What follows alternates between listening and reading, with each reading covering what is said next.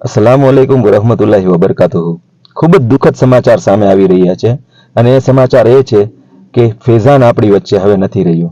આ એ ફેઝાન છે કે જે આમલેટની લારી ચલાવી પોતાનું ગુજરાન ચલાવતો હતો, વડોદરામાં રહેતો હતો અને ગઈ 1/5ના રોજ પોલીસ સાથે આ ફેઝાનનું ઘર્ષણ થઈ, એની માથાકૂટ થઈ અને પોલીસની ગાડી સાથે જ્યારે ઢસડાણો, એને ગંભીર ઈજાઓ થઈ અને 1/5 થી અત્યાર સુધીમાં એ યુવક જિંદગી અને મોતની વચ્ચે એ સંઘર્ષ કરી રહ્યો હતો, ચોલા ખાઈ રહ્યો હતો, જીવન માટે લડત લડી રહ્યો હતો। પણ દુઃખની સાથે આજે મારે કહેવું પડે છે કે હમણાં થોડી વાર પહેલા સમાચાર મને મળ્યા છે કે ફેઝાન આ દુનિયામાં હવે નથી રહ્યો।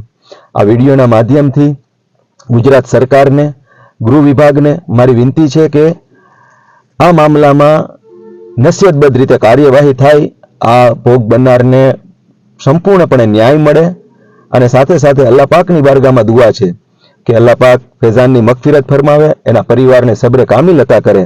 આપ સૌને મારી વિનંતી છે કે ફેઝાનના હકમાં બહેતરી માટે દુઆ કરજો।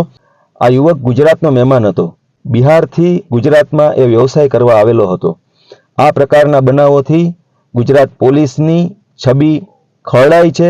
ઉચ્ચ અધિકારીઓને મારી વિનંતી છે કે આ પ્રકારની હરકત કરનાર જે કોઈ પણ કર્મચારીઓ છે તેની ઉપર ખૂબ કડકમાં કડક કાર્યવાહી થાય અને આ ભોગ બનનારને અને એના પરિવારને ન્યાય મળે। આ જ વાત સાથે આપણા ભાઈનું સલામ।